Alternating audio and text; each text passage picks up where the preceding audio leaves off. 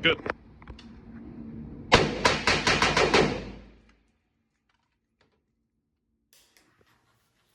What's up, guys? Welcome back to the channel. It's the Mose Dude here. Today, as you can see, we busted out the 13.7. Hope you guys enjoyed that little shooting intro with the range master I met. He was a cool guy. A little tactical safety check that he did there, which reminds me, we'll go ahead and do a safety check here. Got our sweet OK Industries USGI mag, as you can see, clear and clear.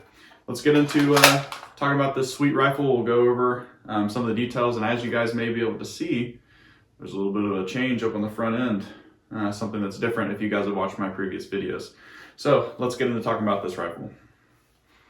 So talking about 13.7 rifle series, a lot of people have really kind of been on the fanboy wagon since the 13.7 came out, maybe about 4 or 5 years ago.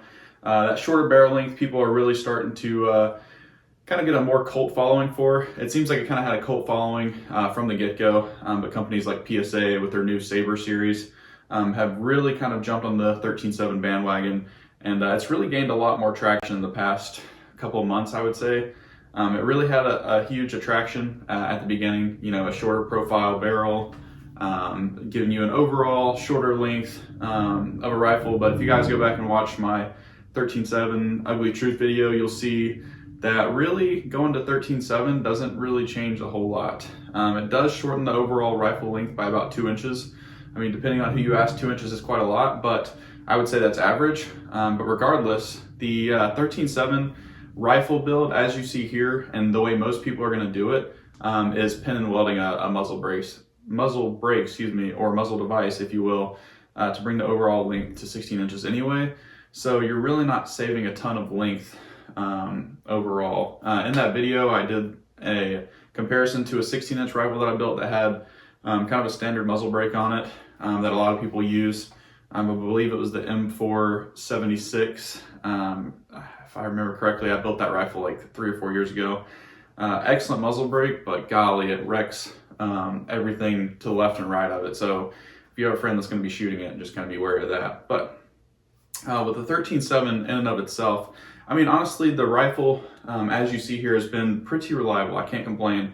It does have the Roscoe 13.7 barrel with the 13.7 like sauce package I bought from them. I'm pretty sure they still make those, and they're still in stock at the time of this video. I'll have to go double back and check on that. But the Roscoe barrel has been nothing but excellent. These dudes have done so many tests on their barrels, it's unreal. Anything from running full auto through it to just dumping thousands of rounds through these barrels, and they're just holding up so well, and they're still so accurate. And like I said, I got probably 2,000 rounds to this rifle at this point, and I have no complaints. I have had absolutely zero malfunctions in this rifle, which is kind of surprising, but it's just gassed so well with that mid-length gas system, and it's just such a smooth impulse. I got a couple clips that I'll run through from that range day that we were shooting in that indoor range. I absolutely hate indoor ranges, by the way. Totally recommend going to an outdoor range if you can, especially with a rifle like this, with this Surefire War Comp on it.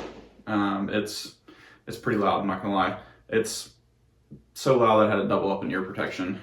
I also like my hearing protection, so I was gonna double up anyways. I typically double up when I'm outdoors as well. Just get you a nice pair of electronic hearing muffs that amplify sound, and you'll be fine. But regardless, that range trip was fun. Just was confirming zero on my red dot. They only had a 35 yard range indoor. We were talking to the dudes, and it was just so expensive to build a 100-yard range that they just like said, screw it, we'll do a 25 and a 35. And it gets the job done, I guess. But I'm looking for more ranges in my local area that are gonna be able to stretch the legs on this. If you watch my 13.7 video from probably 2 years ago, you'll see me shooting a lot out in New Mexico. I've since moved, and it's been a little harder to find a range in my local area, but I found one that goes up to 1,000 yards. Only problem is you gotta be a member there. So I'm thinking about, you know, joining the membership there, just throwing the 400 bucks at them and say, here, take my money, and shooting out to 1,000 yards. And obviously I'm not gonna probably shoot this rifle at 1,000 yards. I'll probably take it to 5 or 6 and really see if it shines at that range. In New Mexico, I was shooting about 360, I believe, is what the final yardage was on that one range. and it was able to hit a 2x2 foot steel square almost every single shot. Once I was figuring out where the bullets were landing with my ACSS 1:8 primary arm scope here.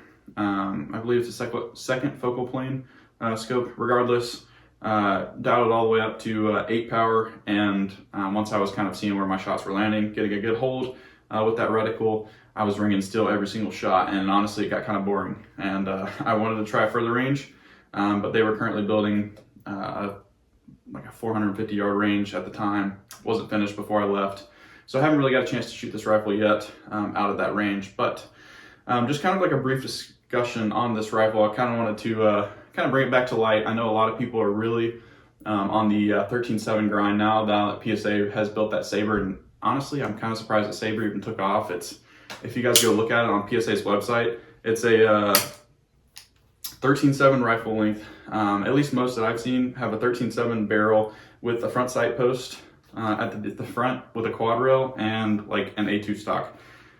Not what I would probably go for, but a lot of people are digging it and a lot of people are running it, and it's PSA. They kind of got it figured out and figured out what the market segment wants, and they give the people what they want, and I respect that. I absolutely love PSA. You know, they're kind of a entry-level gun company for folks, and I love that because one of their biggest mottos is just getting out and arming the populace, basically getting out as many firearms as they can. And it's not like they're just dumping cheap-ass firearms, excuse my language, on the populace, but they're really kind of just giving out quality products for the price. You really can't complain. I've had several of their products in the past.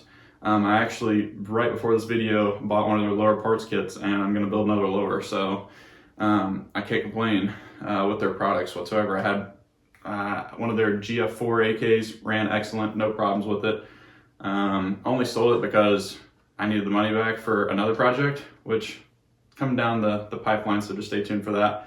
But PSA honestly makes really good products, and their 13.7 is probably going to be no exception. So I'm excited to see how that rifle performs, their new Saber line. Apparently it's going to be mid to high tier rifles is what they said at SHOT Show, if I'm not mistaken.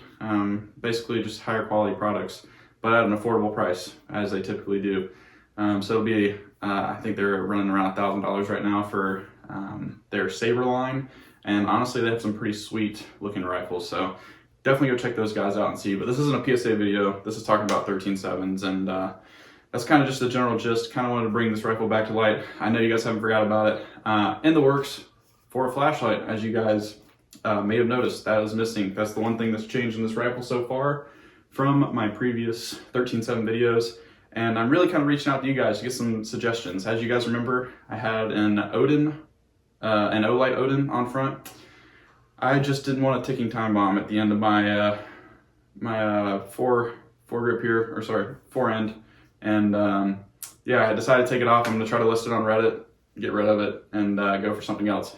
So all about recommendations, guys. Drop it in the comment section below what I should put here. I'm really leaning heavily towards a mod light kind of setup. I maybe would even go like a Surefire setup, but whatever your suggestions are, gotta have a pressure pad. That's my number one thing. As you guys know, I like to C-clamp, and really just want to be able to push that pressure pad and have that option with the way I grip this rifle, fully extended, get that nice C-clamp. So that is my one ask for you guys for this video.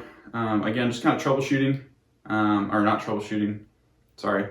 I guess just getting out and talking about this rifle, for lack of a better term. For some reason I can't think, maybe it's late at night, I don't know, I probably should be in bed, but I want to make a video for you guys, for my faithful 100 times 5, 562 subscribers now. So thanks guys for supporting the channel and subscribing, liking the videos, commenting, everything like that. I really appreciate you guys. It's been fun to make these videos, and I hope you guys will come back and watch more in the future. So I think that's just gonna about wrap this video up. So always remember where you come from and to stay humble. It's Mose Dude. We'll see ya on the next video.